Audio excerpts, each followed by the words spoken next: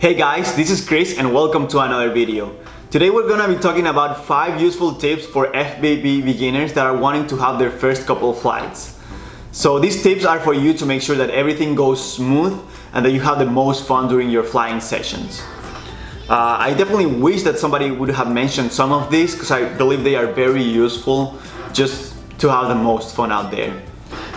These tips are gonna be useful for any kind of drone. If you have a tiny whoop, or if you have 3-inch drones, if you have 5-inch, etc. These tips work for all of these. So let's go with tip number 1.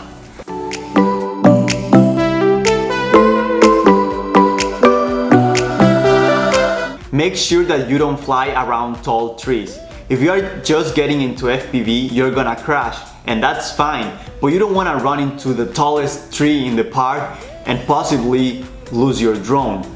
When I first started doing FPV, the second day that I got this 3-inch quad, I was flying around the park and I lost video feed, and it literally got stuck in the tallest tree in the park. I spent 2 days trying to recover this guy. Hopefully I was able to recover it, but it was a pain in the butt to spend 2 days trying to recover it. So make sure you don't fly around tall trees.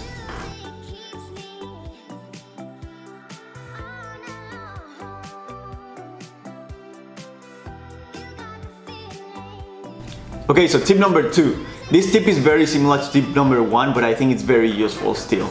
So avoid flying above pavement. Avoid any hard surface. So you're gonna crash and you definitely wanna limit your losses. You don't wanna lose your quad because you just crashed one time to a hard surface like pavement. So possibly, if you can, try flying above subsurfaces like grass. That would be your best case scenario. Okay, so tip number 3.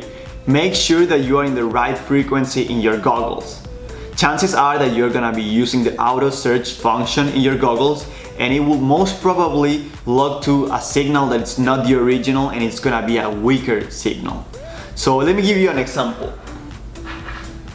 These goggles, if I click the auto search button, they're just gonna start searching, and whenever they get a decent signal, they are gonna log to that channel, even if that signal is not the original signal that you have set in your VTX. So there are some other goggles like this that are gonna show you all the frequencies and the level of signal in that frequency, so you can pick the frequency that has the best signal. But that only applies for certain goggles, and chances are that if you got some cheap box goggles, they don't have that function. So how do you make sure that you're in the right frequency? Well, you need to look at the VTX on your drone. You need to download the manual and you need to look at the LEDs in your VTX, and the instructions of your manual will tell you which channel you are on. If that doesn't work, or if that's too hard, and if you're lucky enough, you might have smart audio in your drone. Smart audio, if you don't know what it is, it allows you to change your channel and your frequency directly from your on-screen display. I'm gonna leave a couple of pictures here or a video to show you what smart audio looks like.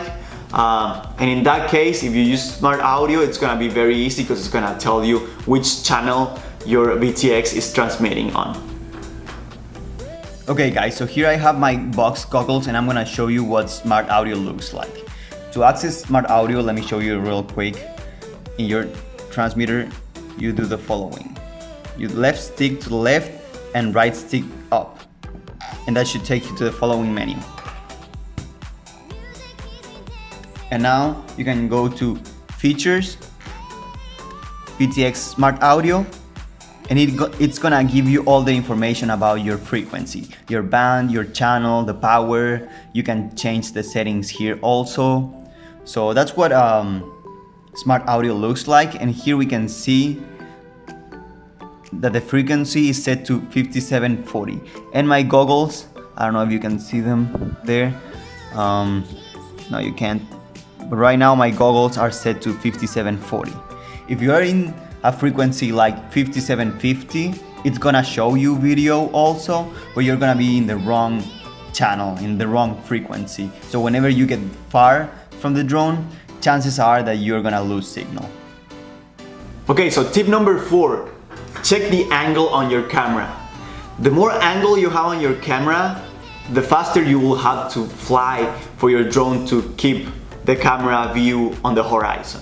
So right now I want to say that I have about 30 degrees, 35 degrees of camera angle, which looks like this. My camera is pointing that way, meaning that I will have to fly with this degree of inclination for me to look at the horizon.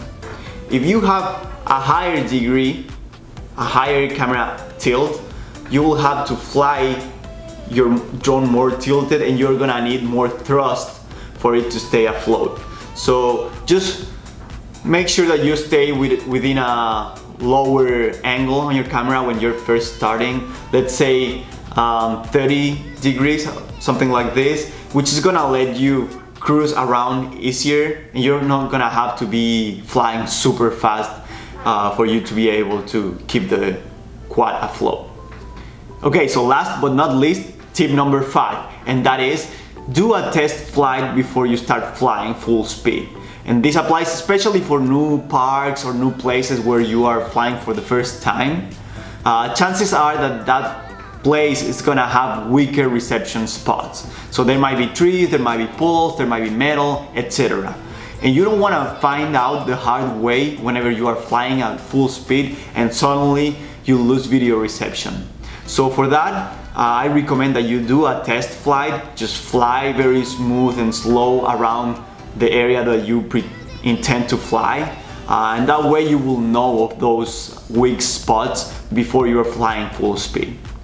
So that was the last tip and the end of today's video. So I really hope that this was useful for you guys. And if it was, I would really appreciate if you could thumbs up and subscribe to my channel. This channel is all about helping people getting into FPV because I got into FPV not too long ago and I just love it. So thank you so much for watching, guys, and I will see you on the next one.